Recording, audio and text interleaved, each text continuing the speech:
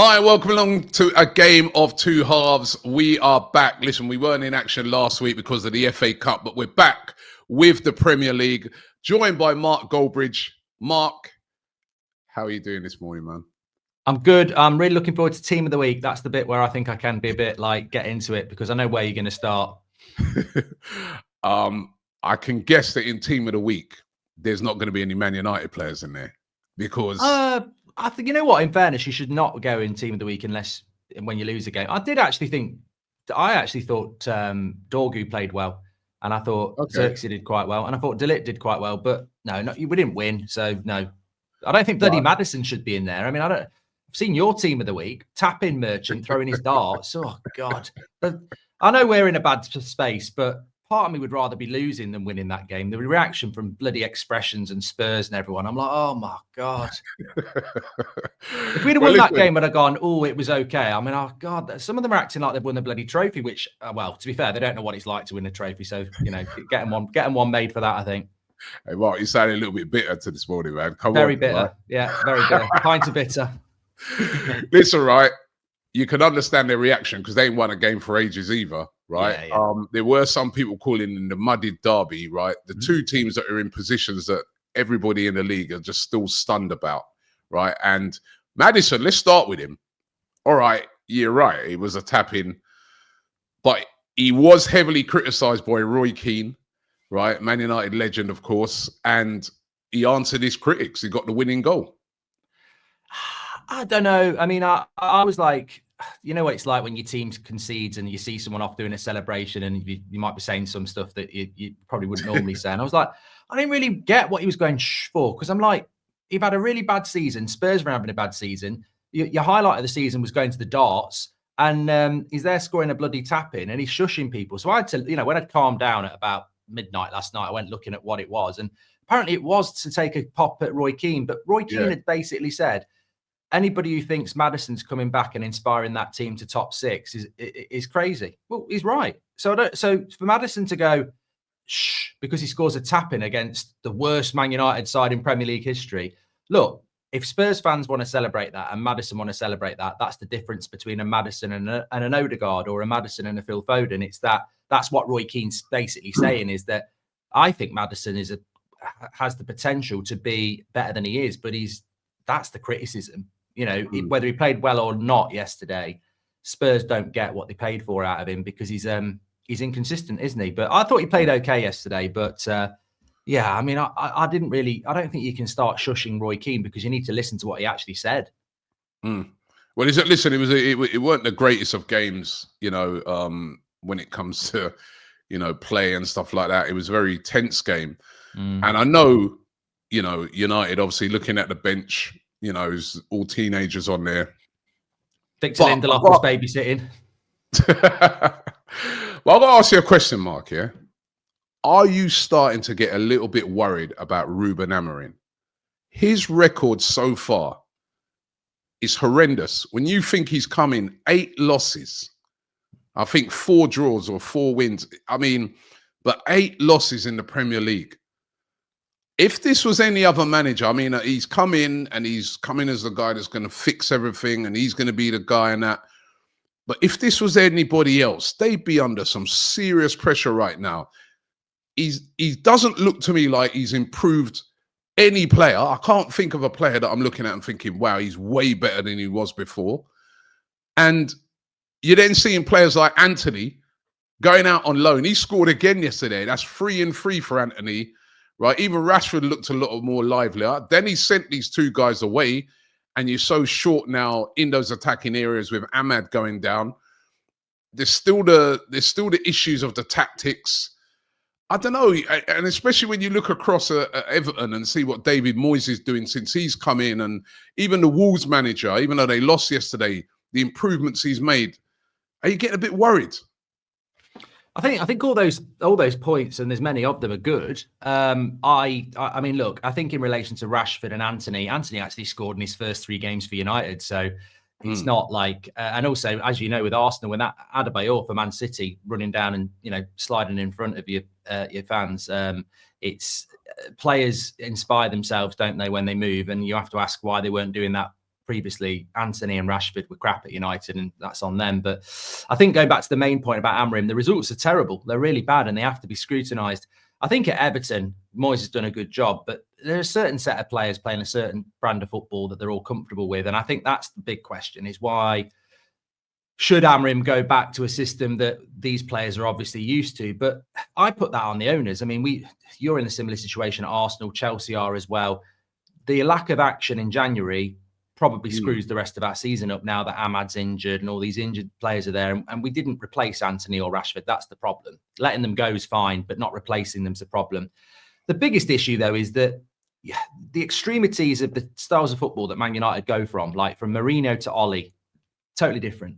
Ollie to Ten Hag, totally different. Ten Hag to Amorim, totally different. And these players aren't very good, but in fairness, every time there's a change, it's a massive change. And this is probably the biggest change we've ever had, because we've always played a back four. So now we're doing this 5 or 3 at the back. So I look at Ineos in November and I go, did you not see this happening? Like you've brought a manager in season with a style of football that is so different, and he's stubborn. He's played it all through his career. So he's not going to go, oh, let's get results like Arteta did at the start. Then you don't really give him any players. Well, you give him a left back who actually is probably our best player at the moment now. So I think it's bad, and I think it's understandably bad. I think the results have gone too far, but I think the blame has to go yet again with the owners, who it's almost like, getting this hipster manager and thinking he's just going to make them play like Sporting. And that's what scares me, is when you've got owners like that, because I think every United fan was looking at it going, this is exciting, but he's going to need at least $500 million as quick as possible to get those players in. So look, it's natural Amorim's going to get the pressure, but I actually think it's expected. In hindsight, they should have kept Ten Hag till the summer and then made the change. But as you know, the media, the fans would never have put up with that. Every week it was a bad result, it would be Ten Hag out. But I just think we've got to get through to the summer and see if this ownership has any money. Because if it hasn't, I'm actually, my big worry, Robbie, is that next season we'll be doing the same, because you, Chelsea, and everyone else, you're not going to stand still. You're going to go again. And if we can't get rid of these players and bring better players in, we are where we deserve to be. We deserve to be where we are in the league. But I could put the question another way as well. I think it's 1 year since Ineos came in, nearly exactly 1 year. What do you think of them, or do you trust in them? Well, fair play to Spurs. I don't really get involved in politics of other clubs until you see it, and to see them protesting about Levy, etc. Fair play. I didn't know they were that angry, but it's fair play. Fans have got to take responsibility for their own clubs, and I think it's time Man United fans did again, because Ineos have come in, they've sacked loads of people. The money we save from sacking people wouldn't even pay Casemiro for 6 months. We've got charities being cut too. We're raising ticket prices for the worst ever Man United side in Premier League history. They didn't spend money in January. They got rid of 2 wingers. Ahmad's out injured. We've got 1 winger left.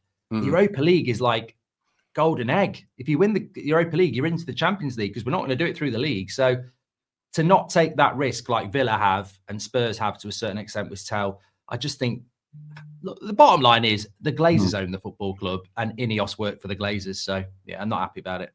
Yeah, moving on, Liverpool got a very nervy win. I mean, they survived in the end. I thought Wolves played really well in that game, probably deserved something out of it. Chance at the end. Yeah, you know what I mean? But Liverpool survived it, 7 points clear now. But are we starting to see a few little cracks in Liverpool, or are they just doing what champions do, finding a way? Well, I wanted to ask you a question on this, because it's Arsenal who are how much does it, we're talking about Man United, they're not doing something, and I'm sure Chelsea feel the same, but we've had this chat about Arsenal, and if you'd got Ollie Watkins or you'd got a striker, I would be saying after that weekend, Arsenal are really in a position where, look, it's a big week. Liverpool got to go, Villa and Man City.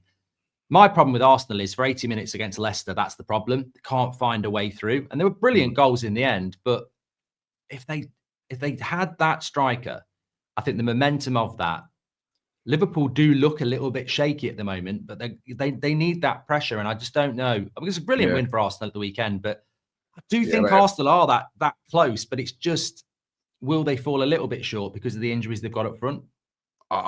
Listen, Mark, I'm still fuming about the January transfer window. You said you bought in Dorgu. We bought in nobody. Absolutely nobody, right? And everybody was like, inked. I've never seen a transfer window when fans are just afterwards in absolute disbelief and thinking, have they really just done that? Especially in a And title again, race. yeah, and you look at the owners, right? Because I don't know whether to blame Arteta or not. Because he said he was disappointed, didn't he? Afterwards, yeah, throughout the transfer window, he kept saying, when they asked him about transfers, he kept saying things like, "Yeah, of course we've got to buy a forward. Yeah, we need a striker. Yeah, we need." I've never seen him as being as open as he was with that, and then we end up getting no one. We don't have a sporting director since Edu's left. We buy nobody, right? And then, ironically, after that, Havertz gets injured, Martinelli gets injured, right? Havertz out for the season, Martinelli's out until March, right? We got no strikers at all, right? We got nothing in reserve, right? And when you think that Saka was already injured from December, we know it's a long-term injury, he might not even be back this season, despite some of the little PR that they've been putting out, because he had surgery, the same injury that Havertz has got. We know Jesus ACL out for the season. I thought it was absolutely criminal what they did, but they got out of jail on Saturday because Merino came in and his finishes were accomplished. You know what I mean? Sterling was stinking out the place. Trossard didn't look comfortable playing down the middle. Once you move Trossard to the left, it looked better. And two great finishes by Merino. And I got to say as well, I was at the game, Ethan Nwaneri, this kid is going to be a star. I mean... Where are you going to play him, though? Because I look at him and I go, you're not really missing... You do miss Saka, but they are quite same position at the moment. You got to get both of them in your team. I'm presuming you put one on the left. Well, I don't know what's going to happen when he comes back, but it's a great problem. I think Ethan Nwaneri has just saved Arsenal about 50-60 million pounds, because that's been always one of the problems. What happens if Saka's injured? We got no cover on that right-hand side. That's why Sterling was brought in. But the answer is Nwaneri. I mean, he wouldn't just be a cover. He would push him all the way. He can also play in the same position as Odegaard, and he's an exceptional talent. And he was the one bright spark in that team. And for Leicester, they defended really, really well. And we found it really difficult to break them down. But it was him with a big cross in the end, and great finishes by Merino. And he looked like he actually played like a striker. But that's still papering over the cracks. Can he do that week in, week out? And I just feel that we've made it a bit easy for Liverpool, although winning that game did put a bit of pressure on Liverpool, and you could see it. And I think even Van Dijk was admitting it afterwards, that, they're under a bit of pressure. They haven't been playing that fluently. Remember, they lost last week to Plymouth. They had the last-minute goal against Everton. And for us, all they can do is apply pressure. I still think Liverpool are going to win it because they got the points in the bank, and they do ultimately have that firepower. The only way I can see them not winning it, they'd have to have some sort of adversity. Salah or Van Dijk would have to be out for a couple of weeks or something like that. I think the next two games, Villa and Man City, because you've got West Ham at home. Yeah, you need him to take 1 from 6, and then you win yours, and then you've got a game in hand, and I think you'd be 4 or 5 behind them then. So I think, they even need to lose. We've got to be perfect. We've got to go away to Forest in the next couple of games, so that's going to be difficult. But we need to be perfect, and we need them to drop at least one of those games, either lose against Villa or City, or maybe even draw against both of them for us to kind of be back in with a shout. Within striking distance, but at least we're still hovering around after that result. I'll tell you the result that surprised me: the Newcastle going to Man City. Did you watch it? I thought that this could be, where City get. You had a Newcastle win, actually. I did have a Newcastle win, and I could. I think Kieran Trippier had a Man City win. They were terrible. I said, "What? Okay, that wasn't the team that played us a couple of weeks ago." No, no, they were dreadful. And again, something that infuriates me, because I thought this was a player that Arsenal could have went for in the window. Marmoush, hat-trick. Yeah. He's looked good since he's come in. That's a good signing. That's a good signing. I agree with you on that. I think, Liverpool, Chelsea, Man City, Liverpool, Chelsea, Arsenal. Yeah, I don't think Man City have got the pull. Man City fans were saying when I was talking about it, but he would choose Man City. I was like, not at the moment. Pep's really shaky, might leave.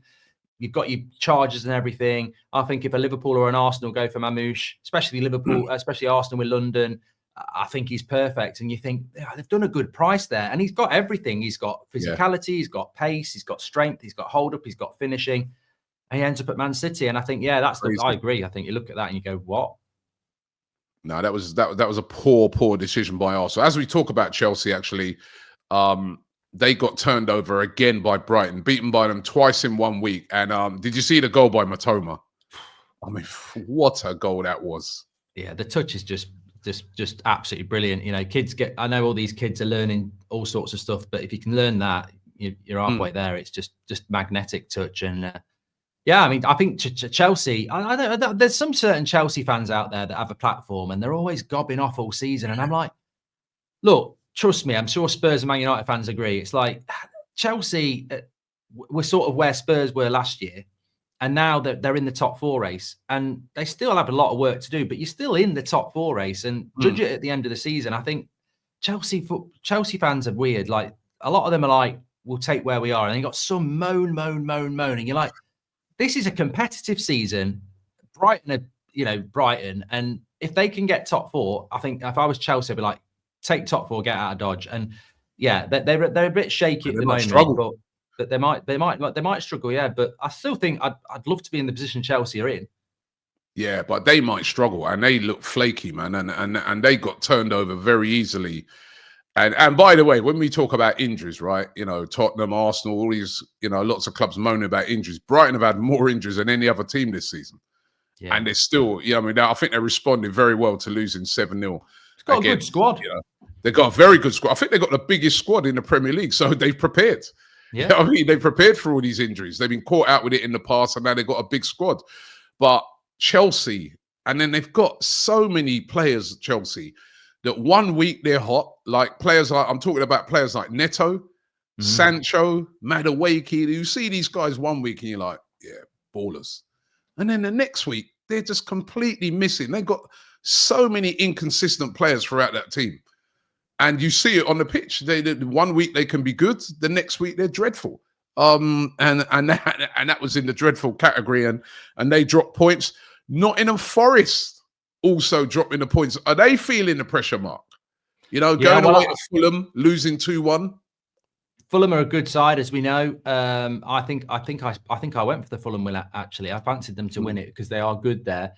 And they've got and then they've got Newcastle away next 2 games. So, I mean, they could go 3 games without a win. And then that just gives the Brightons, the Villas, and everybody else a chance to close, the Bournemouths to close up on them. And I just think it's the competitive nature of the Premier League. You look at so many games at the weekends now and you go, oh, that's an interest. I mean, Forest Fulham, I wouldn't normally be interested looking at that. And Villa Ipswich wouldn't normally be interested in that. But you're keeping your eye on both of them, going, bloody hell, So I just think it's good for the Premier League, but good result for Fulham, and I'm not surprised. Yeah, I mean, maybe Forest are not that surprised no more. You know what I mean? Teams are waiting for them. You know what I mean? So let's quickly run through some of the other results. As you said, you just mentioned Aston Villa. They drew 1-1 with Ipswich. Ipswich were down to 10 men for a lot of that game. So Villa are going to look on that as a real missed opportunity. Bournemouth went away, continued their great season. They beat Southampton by 3-1. Brentford also, a great away win for them. They beat West Ham 1-0 at the London Stadium. That was a bit of a surprise. And Crystal Palace 1, Everton 2. David Moyes continues to sprinkle his magic.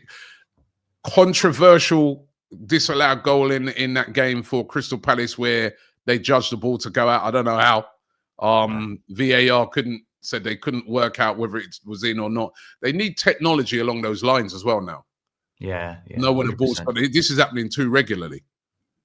Right? Yeah, we've seen it with you in Newcastle, didn't we, last year? It's like, I understand it in a lower FA Cup game, but I mean, automated offside as well. They just don't seem to. I don't know. There's so much money in the Premier League, and about this chat. It's crazy. All right, let's run through the how the league is looking at the moment. It's going to the bottom. It's the same bottom 3. Ipswich third from bottom on 17. Leicester stay second from bottom, 17 points. And Southampton still rock bottom on 9 points. Wolves just above them on 19.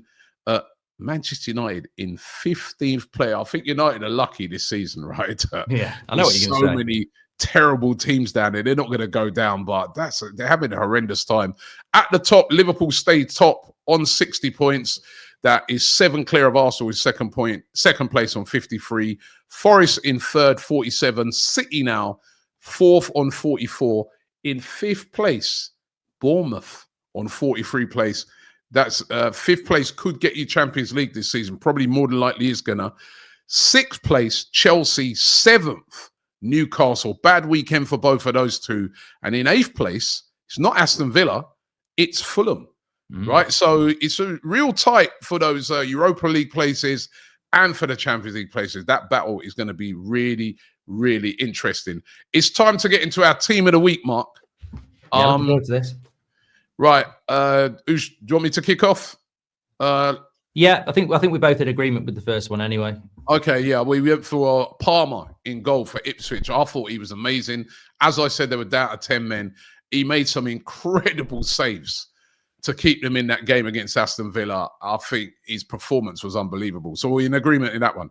Yeah, I think, to play that long for 10 men against a team that's just attack. I think, they stand out. Somebody said Vicario for Spurs. I was like, come on, United's attack was crap. He didn't have a lot to do, did he? Nah. No. Right back. Yeah, I'm going to agree with you. Which is not going to, there's not that many I'm going to agree with you on, but I do agree with you with Timber. I actually thought he had a really good game against Leicester, and I watched a lot of the games this weekend, but I did watch Arsenal Leicester, and I thought he was very good for Arsenal.